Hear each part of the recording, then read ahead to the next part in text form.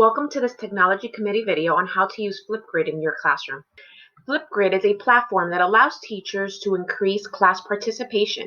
The teacher simply posts a question and students respond by uploading their own videos that they get to edit on their own. Signing up is free and easy. All you have to do is use your school Google account. Simply go to flipgrid.com. This will give you the option to sign up using the educator login at the top of the page. It will also give you the option to log in using Google, which is really easy and allows you to connect to your Google Classroom and to connect to students easily. Once you've created your account on FlipGrid, you could go ahead and get started by creating a group. Simply click on creating a group, and this creates a community of learners that will be submitting video assignments for you. So simply name your group as you see fit. You also have a join code that's made available to you, as you can see. As far as adding students, you have a few options. You could invite them using their Google emails. You could also invite them by simply clicking on Google Classroom. That's what I personally did.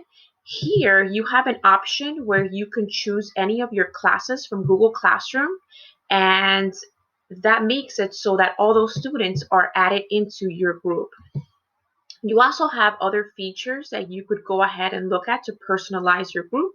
You could add a banner so that your group is a little bit more personalized. You have a few options, and once you're finished selecting those, you simply click on create group at the bottom.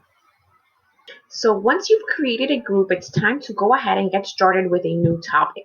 So simply click on add a topic, and you will have a few options. So the first thing you should do is name your assignment. So I'm just going to go ahead and do that. Then you could go ahead and consider instructions for students. What is your prompt going to be about? So I usually leave a detailed message, and you could go ahead and ask students questions just so that they understand how they should be responding and what questions you would like to hear more about. You could also add media for students. For example, students could respond to a YouTube video, or they could add more after they read an article you posted for them from your Google Drive. So you go ahead and post media resources for students if that's what you want them to respond to.